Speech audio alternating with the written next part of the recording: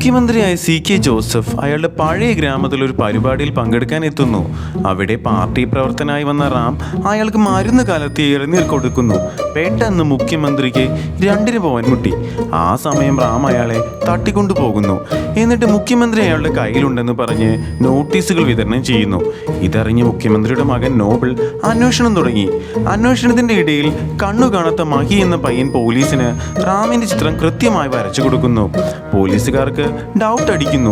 അങ്ങനെ അവർക്ക് മനസ്സിലാവുന്നു അസിസ്റ്റന്റ് കമ്മീഷണറും മഹിയും ഇവരെല്ലാം റാമിന്റെ ഫ്രണ്ട്സ് ആയിരുന്നു എന്ന്.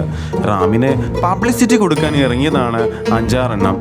റാം മുഖ്യമന്ത്രിയെ പൈസയ്ക്ക് വേണ്ടി തട്ടിക്കൊണ്ടുപോയതല്ല, ജനങ്ങളുടെ പ്രശ്നങ്ങൾ അയാളെ കൊണ്ട് തന്നെ തീർക്കാനായിരുന്നു അവന്റെ ലക്ഷ്യം.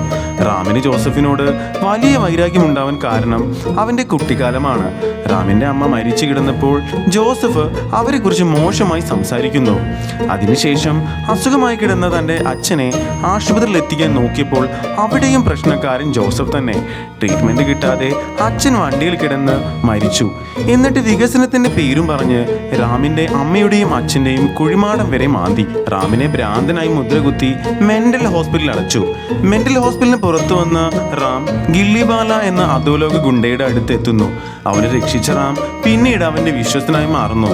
അവസാനം ഗില്ലിബാല നാട് വിട്ടു പോകുമെന്നും പറഞ്ഞ് അയാളുടെ സാമ്രാജ്യം റാമിനെ ഏൽപ്പിക്കുന്നു. ഈ പണവും സ്വാധീനം ഉപയോഗിച്ചാണ് റാം നാട്ടിലേക്ക് തിരിച്ചെത്തി ജോസഫിനെതിരെ പോരാടുന്നത്. അവസാനം ഒളിപ്പിച്ച ജോസഫിനെ പോലീസ് കണ്ടുപിടിച്ചു. അതേസമയം തിയേറ്ററിൽ ഒളിപ്പിച്ചു വെച്ച കള്ളപ്പണവും സ്വർണവും റാം പുറത്തു കൊണ്ടുവരുന്നു. അഴിമതികൾ പുറത്തു വന്നതോടെ ജോസഫ് രാജിവെക്കേണ്ടി വന്നു. ഇത്രയും കാലം തലയിൽ കയറ്റി വെച്ച ആൾക്കാർ തന്നെ അയാളെ ആട്ടിപ്പായിക്കുന്നു. റാമിനെ വീണ്ടും മെൻ്റൽ ഹോസ്പിറ്റലിലേക്ക് ആക്കാൻ നോക്കിയെങ്കിലും ഗില്ലിബാല അവനെ രക്ഷിക്കുന്നു. അവസാനം ഇയാളുമായി എന്തൊക്കെയോ പറഞ്ഞ് സിനിമ തീർക്കുന്നു. മനസ്സിലായവർ പറഞ്ഞതാണ്.